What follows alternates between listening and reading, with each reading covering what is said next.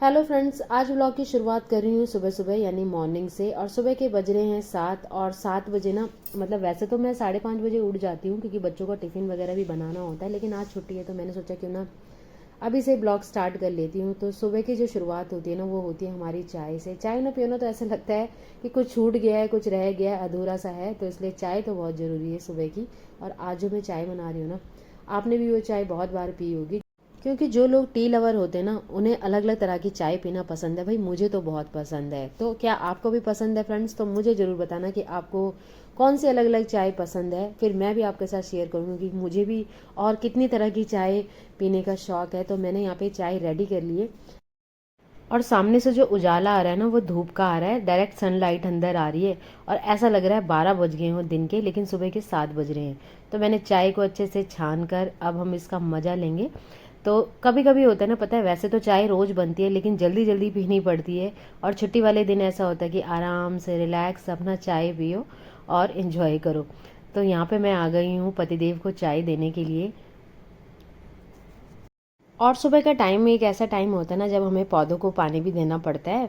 और ये ना छत के नीचे रखे हुए हैं पौधे, तो इनमें बरसात का पानी नहीं जाता। मैं क्या करती हूँ ना, एक मटका रख देती हूँ या एक बाल्टी रख देती हूँ खुली छत में। और उसके बाद जब उसमें बरसात का पानी इकट्ठा हो जाता है तो मैं पौधों को दे देती हूँ। तो उसके बाद मैंने करी थोड़ा सा सफाई, क्योंकि ना ऊपर वाला जो फ्लोर है मेरा, उस पर रोज़ रोज़ सफाई तो नहीं करती हूँ मैं, लेकिन एक दिन छोड़ के हमेशा इसमें झाड़ू पोछा कर देती हूँ क्योंकि गंदा कम होता है। मैंने फटाफट से पोछा मारा क्योंकि मुझे ना किसी फंक्शन में जाना था और मैं पहले लेट हो चुकी थी, क्योंकि मुझे तैयार भी होना था और नाश्ता भी बना के तैयार करना था बच्चों के लिए। तो मैंने जो नाश्ते बनाने की तैयारी थी ना, वो थोड़ा बहुत पहले से ही करके रखी हुई थी। तो यहाँ पे मैं बना रही हूँ मसाला डोसा। और जब मैं डोसा बनाती थी ना, मतलब जब मैंने फर्स्ट टाइम डोसा बनाया था, तो 2 से 3 बार ये आराम से टूट गया था। और इसके बाद तो मैं डोसा बनाने में एकदम एक्सपर्ट हो गई। और पतिदेव कह रहे थे कि तुम एक काम कर लो, एक डोसे की ना रेडी खोल लो और उसमें तुम्हारे डोसे बहुत अच्छे बिकेंगे। इतने टेस्टी बनकर ये तैयार हुए थे। तो मैंने बोला चलो ठीक है, रेडी तो मैं खोल लूँगी, लेकिन तुम्हें भी मेरी मदद करनी होगी। तो यहाँ पे मैंने सभी डोसे ना बनाकर तैयार कर लिए थे। और जो मैंने डोसा बनाया था ना, वो मसाला डोसा बनाया था। और सच सच में दोस्तों, बहुत ज़्यादा टेस्टी बनकर ये तैयार हुए थे। और ये जो डोसा मैंने बनाया है ना, ये मतलब बिना फर्मेंटेशन, मतलब कोई फर्मेंट नहीं किया है मैंने इन्हें।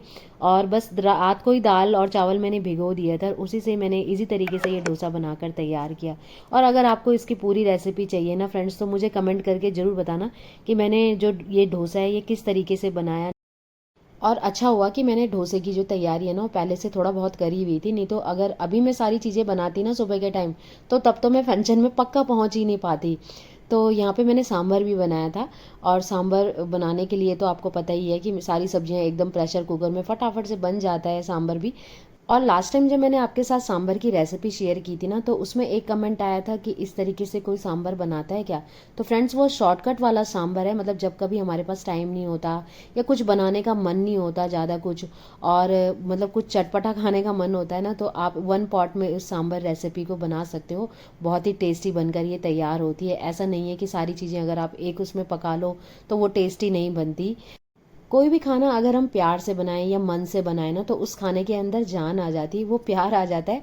और खाने वाले को भी पता चलता है कि कितने प्यार से आपने वो खाना बनाया है, मतलब उस तक वो एनर्जी पहुंच जाती है। तो फ्रेंड्स, खाना बनाने के लिए हमें कोई बहुत ज़्यादा चीज़ें डालनी नहीं पड़ती, केवल प्यार प्रेम से ही आप खाना बना लो तो वो अच्छा बनता है, टेस्टी बनता है। एक संडे का दिन होता है ना, जब सब घर में डिमांड करते हैं कि उन्हें कुछ स्पेशल खाना है, कुछ मार्केट का खाना है। तो मुझे पता होता है कि संडे को कुछ ना कुछ स्पेशल तो बनेगा, तो इसलिए मैंने पहले से ही तैयारी रखी हुई थी। और मुझे ना फंक्शन में जल्दी जाना था, तो यहाँ पे मैंने फटाफट से नाश्ता किया, क्योंकि सच बताऊँ तो एक संडे का दिन होता है जब हम मिलकर बैठकर इस तरीके से खाना खाते हैं। तो मैंने फटाफट से नाश्ता फिनिश किया और उसके बाद मैं तैयार हो गई। तो जहाँ मैं जा रही हूँ ना, वो तीज का फंक्शन है और वहाँ का ड्रेस कोड था पंजाबी सूट, और इस तरीके से बालों में ना मैंने परांदी भी लगाई है। तो कैसा लग रहा है मेरा ये पंजाबी लुक? और सच बताऊँ तो इतनी ज़्यादा तैयार ना मैं बहुत रेयर होती हूँ। तो चलिए सीधे ले चलती हूँ आपको तीज के फंक्शन में, तो आप भी इसे तो एंजॉय उस करें। पोयम का नाम है कोशिश करने वालों की हार नहीं होती। ये श्री हरिवंश राय बच्चन की पोयम है। तो चलिए स्टार्ट करते हैं। लहरों से डरकर नौका पार नहीं होती, लहरों से डरकर नौका पार नहीं होती, कोशिश करने वालों की हार नहीं होती। नन्ही चींटी जब दाना लेकर चलती है, नन्ही चींटी जब दाना लेकर चलती है, चढ़ती दीवार पर 100 बार फिसलती है, चढ़ती दीवार पर 100 बार फिसलती है। मन का विश्वास रगों में साहस भरता है, मन का विश्वास रगों में साहस बढ़ता है। चढ़कर गिरना गिरकर चढ़ना ना अखरता है, चढ़कर गिरना गिरकर चढ़ना ना अखरता है। आखिर उसकी मेहनत बेकार नहीं होती, कोशिश करने वालों की हार नहीं होती।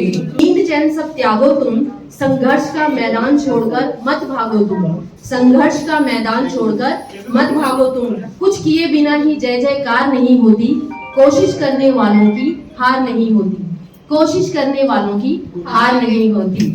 Thank you so much everyone. उम्मीद है आपको ये पोएम इंस्पायर करेगी और एक गाना भी